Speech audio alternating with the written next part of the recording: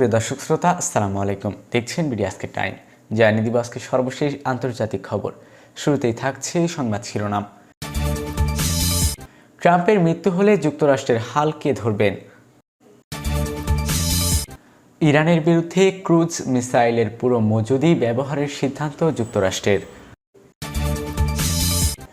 ইরানের নতুন হামলায় আমিরাত, বাহরাইন, কুয়েতে জ্বালানি অবকাঠামোর ক্ষতি। এতক্ষণ শুনছিলেন সংবাদ শিরোনাম, এবারে থাকছে সংবাদ বিস্তারিত। ট্রাম্পের মৃত্যু হলে যুক্তরাষ্ট্রের হাল কে ধরবেন? যুক্তরাষ্ট্রের ইতিহাসে সবচেয়ে বেশি বয়সে দ্বিতীয় মেয়াদে প্রেসিডেন্ট নির্বাচিত হয়ে দায়িত্ব পালন করছেন ডোনাল্ড ট্রাম্প। মনে হলেও তিনি অমর নন, তাই বিষয়টি নিয়ে কথা বলাটা অস্বস্তিকর হলেও প্রেসিডেন্ট পদে থাকাকালীন ট্রাম্পের মৃত্যু হলে যুক্তরাষ্ট্রের হাল কে ধরবেন তা নিয়ে জল্পনার প্রশ্ন উঠেছে। মিররের প্রতিবেদনে বলা হয়েছে, দায়িত্ব থাকাকালীন যুক্তরাষ্ট্রের প্রেসিডেন্টের মৃত্যু হলে ক্ষমতায় যার ভাইস প্রেসিডেন্টের হাতে। এতে কোনো ধরনের নির্বাচন বা ভোট বিলম্ব হয় না। তাই ট্রাম্পের যদি মৃত্যু হয় তাহলে যুক্তরাষ্ট্রের প্রেসিডেন্ট হবেন জেডি ভান্স এবং যুক্তরাষ্ট্রের মেয়াদকাল পর্যন্ত তিনি দায়িত্ব পালন করবেন। যুক্তরাষ্ট্রের ইতিহাসে এমন পরিস্থিতি 8 বার হয়েছে। এর মধ্যে 4 বার দেশটির প্রেসিডেন্ট হত্যাকাণ্ডের শিকার হয়েছিলেন এবং 4 বার স্বাভাবিক মৃত্যু হয়েছিল। ইরানের বিরুদ্ধে ক্রুজ মিসাইলের পুরো মজুদি ব্যবহারের সিদ্ধান্ত যুক্তরাষ্ট্রের। ইরানের বিরুদ্ধে চলমান সামরিক অভিযানে নিজেদের অত্যাধুনিক এবং শক্তিশালী জেএসএসএম এয়ার ক্রুজ মিসাইলের প্রায় পুরো মজুদি ব্যবহারের সিদ্ধান্ত নিয়েছে যুক্তরাষ্ট্র। এমনকি অন্য অঞ্চলের সম্ভাব্য সংঘাত মোকাবেলার জন্য সংরক্ষিত ভাণ্ডার থেকেও এখন ওই মিসাইল সরিয়ে আনা হচ্ছে।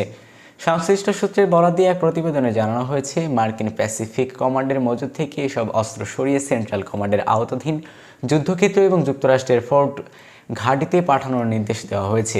প্রতিবেদন অনুযায়ী যুদ্ধের আগে যুক্তরাষ্ট্রের কাছে 23টি জেএসএসএম এয়ার মিসাইল মজুদ ছিল।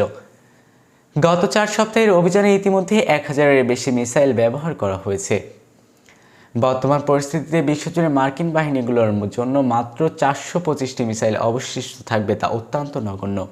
সামরিক বিশেষজ্ঞদের মতে এই মজুদ দিয়ে মাত্র 17টি বিএফ বোমারু বিমান একটি মিশন পরিচালনা করা সম্ভব। অর্থাৎ বর্তমান উৎপাদন সক্ষমতার এই বিশাল ঘাটতি পূরণ করতে কয়েক বছর সময় লেগে যাবে। যদিও হোয়াইট হাউস দাবি করছে ইরানের বিমান প্রতিরক্ষা ব্যবস্থা বড় অংশ ধ্বংস করা হয়েছে, তবে বাস্তব চিত্র ভিন্ন কিছুর ইঙ্গিত দিচ্ছে। গত শুক্রবার একটি মার্কিন F-15 যুদ্ধবিমান ভূপাতিত করা হয়। ইরানের নতুন হামলায় আমিরাত, বাহরাইন, কুয়েতের জ্বালানি অবকাঠামোর ক্ষতি। উপসাগরীয় দেশগুলোর গুরুত্বপূর্ণ অবকাঠামো লক্ষ্য করে রোববার নতুন হামলা চালিয়েছেন ইরান। এতে সংযুক্ত আরব আমিরাত, বাহরাইন এবং কুয়েতের বিভিন্ন বেসামরিক স্থাপনায় ক্ষয়ক্ষতির খবর পাওয়া গেছে। আমিরাতের কর্তৃপক্ষ জানিয়েছেন, উত্তর পশ্চিম উপকূলে অবস্থিত রুসাইল ইন্ডাস্ট্রিয়াল সিটির একটি পেট্রোকেমিক্যাল কারখানায় আগুন লেগেছিল। আকাশ প্রতিরক্ষা ব্যবস্থা সফলভাবে ক্ষেপণাস্ত্র প্রতিহত করার পর সেগুলো ধ্বংসাবশেষ পড়ে বেরুজ পেট্রোলিয়াম কেমিক্যাল প্লান্টের বেশ কয়েকটি স্থানে আগুন ধরে, তারপরে নিয়ন্ত্রণে আনা হয়েছে। এক বিবৃতিতে আমিরাতের কর্তৃপক্ষ বলছে, ক্ষয়ক্ষতি নিরূপণের জন্য কারখানাটি কার্যক্রম সাময়িকভাবে স্থগিত রাখা হয়েছে। কোনো হতাহতের খবর পাওয়া যায়নি। এর আগে আমিরাতের প্রতিরক্ষা ক্ষমতা মন্ত্রণালয় জানিয়েছিলেন, তারা বড় ধরনের ক্ষেপণাস্ত্র ও ড্রোন হামলার মোকাবেলা করেছে।